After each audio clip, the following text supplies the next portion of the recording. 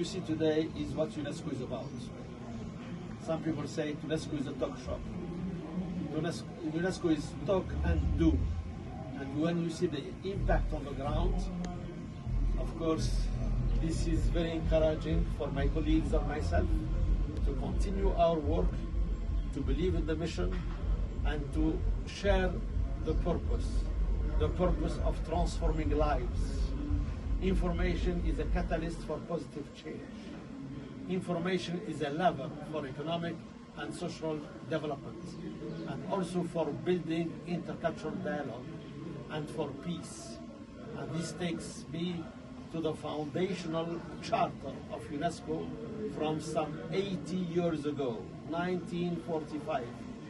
UNESCO was created with a mission to build peace in the minds of men and women through education, culture, sciences, information, and communication. So this is what UNESCO is about. We are delighted partnering with the government of Zimbabwe and many partners from the UN, but also from the ecosystem here, to continue through the 15 community radio stations already set up in Zimbabwe and beyond. We can count on UNESCO, and UNESCO stands ready to continue advancing on this path towards dialogue, peace, and prosperity.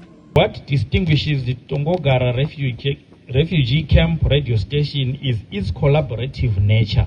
Sasa kenye kinatuma banatia stasio ya radio hapa Tongogara ni jinsi gani wako na nature ya kutumika pamoja.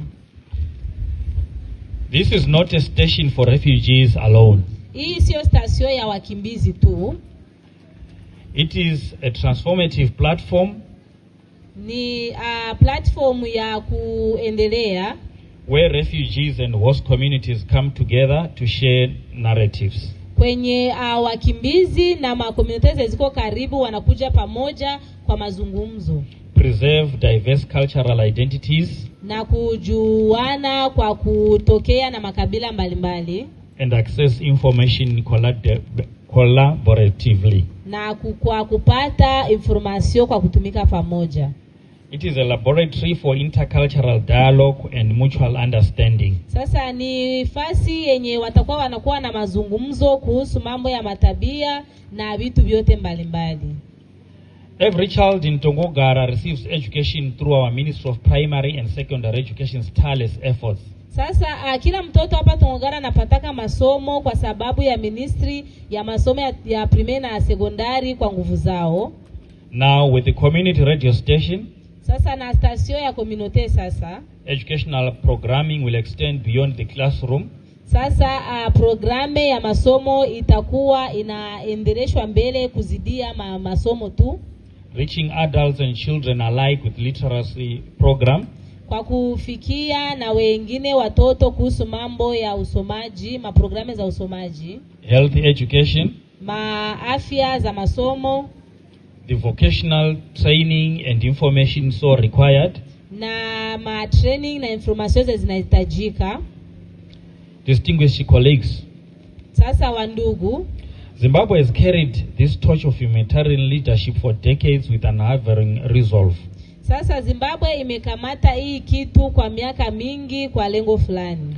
To our dedicated civil servants at Tongogara.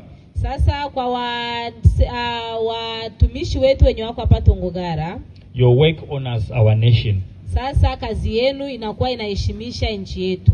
To our international partners. Kwa partner wetu wa international wenye wanatoka mbali. Especially UNESCO. Sana sana UNESCO. Your support strengthens our resolve. Sasa support yenu inakuwa inatutia nguvu. To the surrounding communities. Kwa communities zinatuzunguka. Your generosity reflects Zimbabwe's soul.